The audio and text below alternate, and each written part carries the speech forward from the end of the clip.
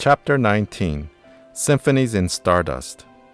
No doubt the cherubs earn their wage who wind each ticking star. Don Marquis. Out on distant plains of the universe, hidden by reefs of time and space, lie strange realms unlike anything in our wildest dreams. They crouch out there beyond reach of earthbound man, bizarre and unexplored. But in recent years, gates into this cosmic realm have ever so slightly begun to crack open. Recent astrophysical breakthroughs are enabling mankind to catch their first glimpse of once hidden galactic domains. These peaks have left heretofore unflappable scientists shaken. The more they learn, the more scrambled their notions about God, energies, and origins become. Several years ago, Time magazine published a magnificent series of articles from their research on the deterioration in our present civilization.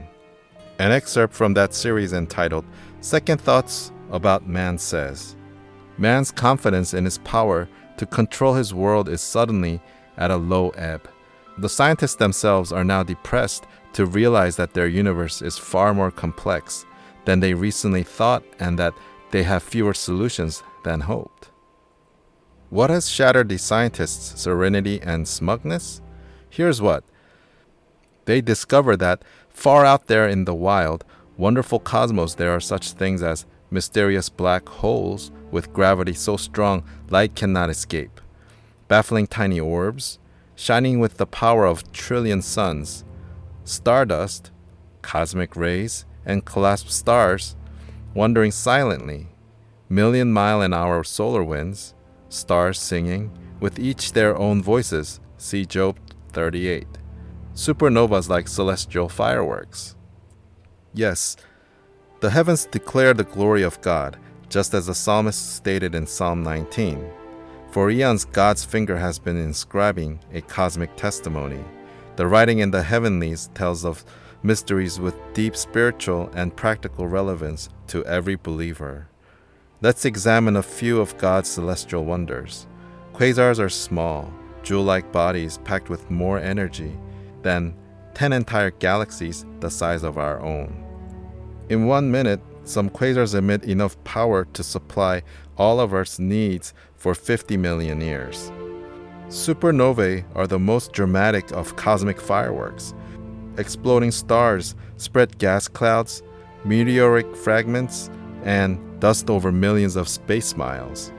These fiery displays are so grandiose they can be watched for hundreds of years.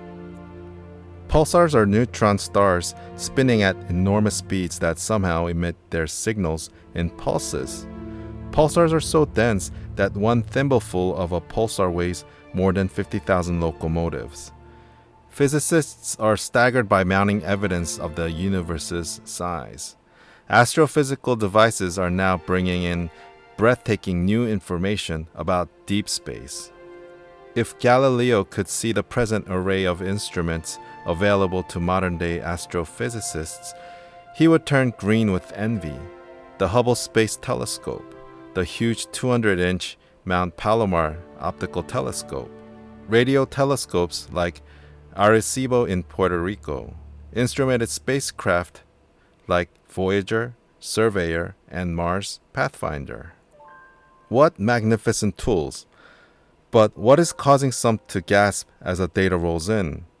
For one thing, they are just beginning to fathom the scope of the universe.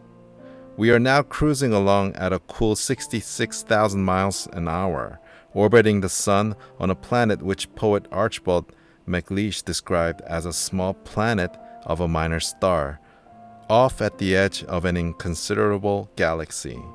On this planet, scientists labor feverishly to prove René Descartes' proclamation true.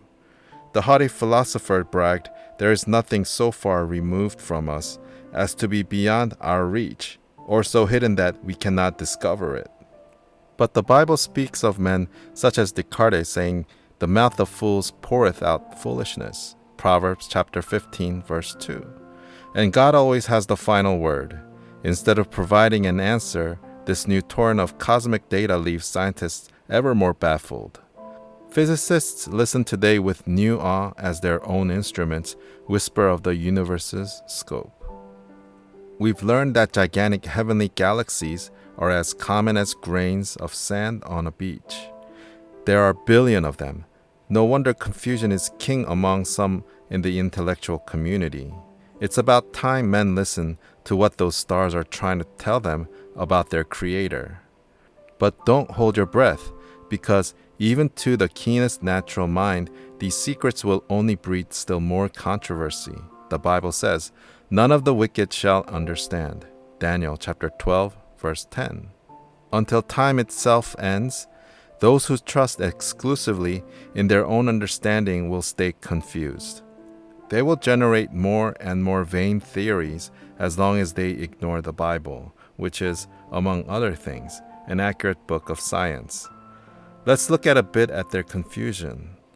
Nobel Prize winner George Wald once wrote, "I think there is no question in that we live in an inhabited universe that has life all over it." Wald has a lot of distinguished company who concur with this position. Yet others with equal scientific credentials insist there's not a shred of evidence that there is life out there in space. Yes, the non-spiritual community is in disarray, and it's not just concerning life on other planets. They are also confused concerning the origin of the universe. For instance, hundreds of eminent physicists hold to a steady-state universe theory, while hundreds more cling to the Big Bang theory. These latter scholars presume that many eons ago, the universe was in one big ball until a cataclysmic explosion occurred. They claim that, as a result, the whole universe is rushing outward at fantastic speed. In time, they theorize all this matter will implode. Everything will begin reversing direction and racing back into one dense mass, only to repeat the whole process time and again, like some bouncing ball. What a bizarre explanation. I wonder if anyone ever asked them, who put the mass of matter out there in the first place, and who lit the fuse? You can be glad if this Big Bang theory seems ridiculous to you. In the beginning, God is a much more logical conclusion. There is a special kind of wisdom among believers that operates above their intellectual plane. Jesus described it this way: "It is given unto you to know the mysteries of the kingdom of heaven, but to them, the carnal and unbelieving, it is not given." Matthew chapter 13, verse 11. Yes, the Bible has a better idea. "The Lord by wisdom hath founded the earth, by understanding hath he established the heavens." Proverbs chapter 3, verse 19. If a man does not keep pace with his companions, perhaps it is because he hears a different drummer. Let him step to the music he hears, however measured or far away. Henry David Thoreau. Those who wrote the Bible and those who live by its truth hear and believe only the music of the holy drummer.